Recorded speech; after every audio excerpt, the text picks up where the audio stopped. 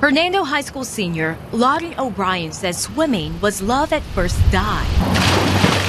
As soon as you hit that water, it's just release.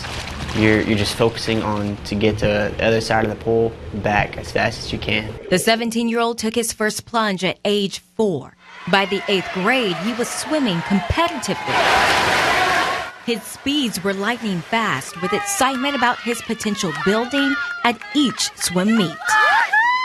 Now, simply jumping in at the DeSoto Athletic Club is a feat in and of itself.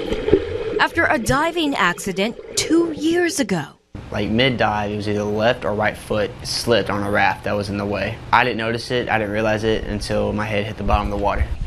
And then I'm just floating there, just trying to bring my head up, trying to turn over, trying to make my arms move, trying to make my legs move. And I'm holding my breath as long as I can. Lawton's stepmom was able to pull him to the surface. He was in and out of consciousness as paramedics rushed him to the hospital. There, doctors delivered devastating news. They told me that I was in a spinal cord injury and that I probably won't be able to walk ever again. He was in pediatric intensive care for about 2.5 weeks. Lawton's mom, Jody Woody, recalls the diagnosis: 3 shattered, fractured, and herniated discs, resulting in paralysis from the neck down. He was having some blood pressure issues. They were talking about having to put in a pacemaker because he kept crashing. He did that about 2 or 3 times.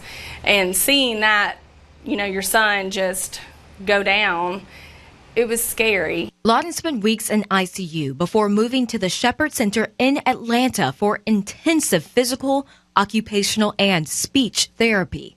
Jody says her son's competitive spirit pushed him through. He never quit. He would say he couldn't do it, but he did it.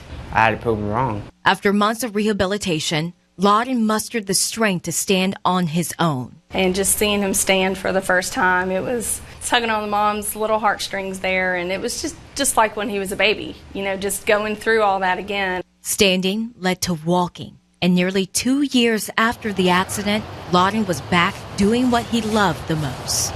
I did get nervous, but as soon as the water hit me, it just felt normal. Like I was back with my team, with my family that was at school, and I loved every second, every minute that I was always in that water. He's back at competing, though his time isn't what it used to be. He still struggles moving one of his legs and his hand, but just being in the water is a victory.